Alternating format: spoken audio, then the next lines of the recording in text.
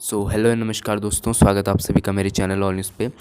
सो gas, last video में जैसा मैंने आपको बताया था कि पंतनगर यूनिवर्सिटी की यूजी वालों के लिए फर्स्ट राउंड की काउंसलिंग की डेट आ चुकी है, प्लस आपकी कट ऑफ कितनी है फर्स्ट राउंड की काउंसलिंग के लिए, ठीक है, कितनी कट ऑफ में आप अप्लाई कर सकते हो वो भी मैंने लास्ट वीडियो में बता दिया था। अगर आपने वीडियो नहीं देखी तो ऊपर आई बटन में आप क्लिक कर सकते हो या फिर आपको डिस्क्रिप्शन में लिंक मिल जाएगी, ठीक है। सो गैस, आज की वीडियो में हम फर्स्ट राउंड की काउंसलिंग से ही रिलेटेड कुछ बहुत इंपॉर्टेंट इंस्ट्रक्शंस के बारे में बात करने वाले हैं, जो कि ऑफिशियल वेबसाइट पे, पंतनगर की ऑफिशियल वेबसाइट पे हैं, ठीक है, जो कि आपको काउंसलिंग में अप्लाई करने से पहले जानने बहुत ज़्यादा ज़रूरी हैं, ठीक है गाइस। और इसमें से आपके काफ़ी सारे जो डाउट आप लोग पूछ रहे थे फीस से लेकर जो कॉलेज में, तो उससे रिलेटेड भी आपके डाउट क्लियर हो जाएंगे। सो गाइस, चलिए वीडियो को स्टार्ट करते हैं।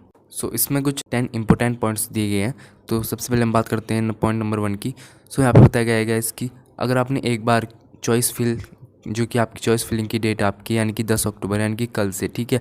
सो कल से आपका चॉइस फिलिंग स्टार्ट हो जाएगा। तो उसमें आपने एक बार किसी भी कॉलेज के लिए, किसी चीज़ के लिए भी, किसी भी कोर्स के लिए चॉइस फिल कर दी तो आप उसे बाद में चेंज नहीं कर सकते, ठीक है। तो जब आपके पास ऑप्शन होगा तो आप बिल्कुल ध्यान से उसे चॉइस को फिल कीजिएगा, ठीक है, क्योंकि बाद में आप उसे चेंज नहीं कर पाओगे। फिर पॉइंट नंबर 2 के बारे में बात करते हैं गाइज। तो यहाँ पे बताया गया है कि जो आपकी सीट्स मिलेंगी वो आपके चॉइस के प्रेफरेंस के ऑर्डर में मिलेंगी, यानी कि जो भी आपका मेजर चॉइस होगी आपकी, ठीक है। कुछ आपने जैसे आपने 2-3 चॉइसेस भरी तो उसमें जो आपकी मेजर चॉइस है, जो आप अगर उसमें सीट अवेलेबल है और आप उसके लिए एलिजिबल हैं तो आपको सीट मिल जाएगी, ठीक है। सो ये बात होगी। अब गाइज बात करते हैं पॉइंट नंबर 3। और एक बार गाइज आपको सीट अलॉट हो गई तो उसके बाद वो सीट आपकी चेंज नहीं हो सकती, ठीक है। तो ये भी बहुत इंपॉर्टेंट बात है, आप इसका ध्यान रखिएगा।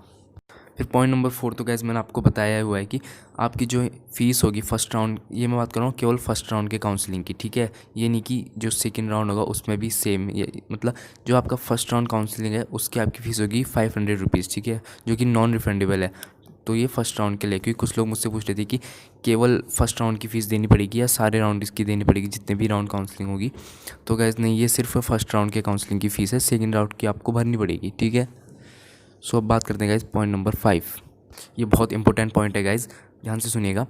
जैसे आपने अगर, जैसे मैंने आपको बताया कि जो आपकी मेजर चॉइस होगी, ठीक है, और जो और आपकी जो चॉइसेस होंगी, आपने भरी होंगी 2-3 चॉइसेस, तो उसमें से अगर आपको जो आपकी हायर प्रेफरेंस में, आपको जिस चॉइस को आपने हायर प्रेफरेंस दी है, तो वो चॉइस अगर आपको फर्स्ट राउंड की काउंसलिंग में नहीं मिली और सेकंड राउंड की काउंसलिंग में मिल गई, ठीक है, सो आपको जो चॉइस, जो सीट मिलेगी आपको ऑटोमेटिकली अपग्रेड हो जाएगी सेकंड राउंड की काउंसलिंग में, और आपकी चॉइस के अकॉर्डिंग जो आपने जिस चॉइस को आपने हायर प्रेफरेंस दिया होगा वो आपको मिल जाएगा, ठीक है, अगर वो अवेलेबल होगा सेकंड राउंड की काउंसलिंग में। और अगर मान लो सेकंड राउंड की काउंसलिंग में भी नहीं अवेलेबल है और फिर थर्ड राउंड की काउंसलिंग हुई तो उसमें अगर वो सीट अवेलेबल है तो वहाँ पर भी आपको सीट मिलने के पूरे चांस हैं।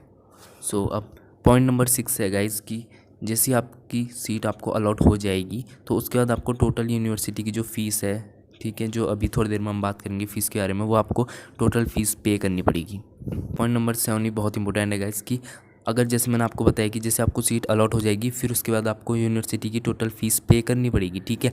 लेकिन आपको एक फ़िक्स लिमिटेड टाइम दिया होगा और उस टाइम पे अगर आपने फ़ीस पे नहीं कर पाए, मान लो कोई फ़ीस पे नहीं कर पाया उस टाइम में, तो उसकी जो सीट होगी ऑटोमेटिकली कैंसिल हो जाएगी और वो सीट नेक्स्ट राउंड की काउंसलिंग में चली जाएगी, ठीक है। सो इस बात का आप बहुत अच्छे से ध्यान रखिएगा कि आपको फ़ीस लिमिटेड टाइम में पे कर देनी है, वरना आपकी सीट कैंसिल भी हो सकती है और वो किसी और को मिल सकती है।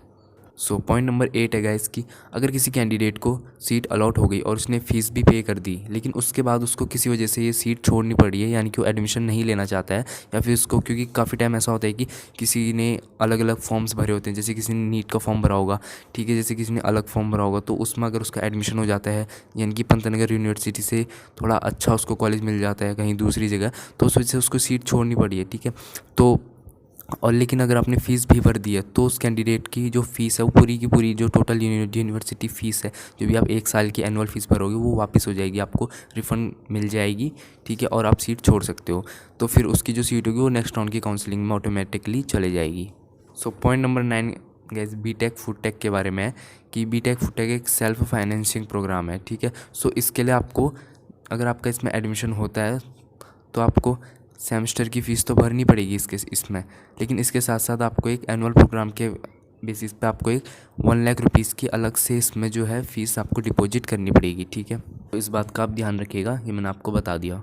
अब बात करते हैं गैस फाइनल जो फ़ीस के बारे में हम बात करते हैं, जो यूनिवर्सिटी की टोटल फ़ीस है जब आपको सीट अलॉट हो जाती है उसके बाद, तो अलग अलग कोर्सेज़ के लिए क्या है, ठीक है। तो सबसे पहले हम बात करते हैं BVSC यानी कि वेटनरी एंड AH के बारे में। तो उसमें अगर आपको सीट मिल जाती है तो आपको यहाँ पे फ़ीस पे करनी पड़ेगी टोटल 1 साल की, ठीक है।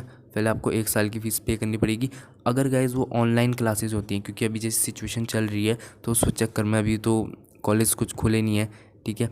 तो अगर कॉलेज सब कुछ खुल जाता है तो ठीक है, लेकिन अगर कॉलेज नहीं खुलता है तो गाइज़ आपको जो ऑनलाइन अगर आपकी क्लासेस होती हैं तो आपको फ़ीस पे करनी पड़ेगी 57,000, ठीक है।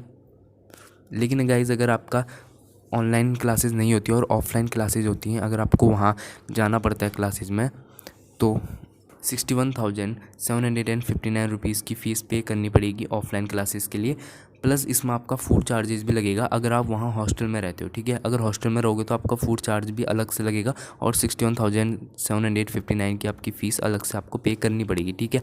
तो इसी तरीके से गाइज़ अगर आप, ये तो हम BVSC की बात कर रहे थे, अब हम बात करते हैं BSc के जो जितने भी कोर्स है, जैसे BSc एग्रीकल्चर है, कम्युनिटी साइंस है, आपका BTech फूड टेक को भी ले लो उसमें, और आपका BFSC है। तो इन सभी कोर्सेज़ के लिए गाइज़ अगर आपको ऑनलाइन क्लास होती है तो आपको फ़ीस पे करनी पड़ेगी 24,480, और अगर ऑफलाइन क्लासेज होती हैं, ठीक है, तो आपको फ़ीस पे करनी पड़ेगी 26,790 रुपीज़, प्लस आपका फूड चार्जेस अगर आप वहाँ हॉस्टल में रुकते हो तो, ठीक है। और गाइज़ ये ज़रूरी नहीं है वहाँ हॉस्टल में रहना, ठीक है, ये मैंने आपको बता दिया। सो गाइज़ ये पूरा बहुत इंपॉर्टेंट पॉइंट्स थे जो मेरे को आपको बताने थे, मैंने आपको बता दिया। आई होप कि अब आपको सब कुछ समझ आ गया होगा।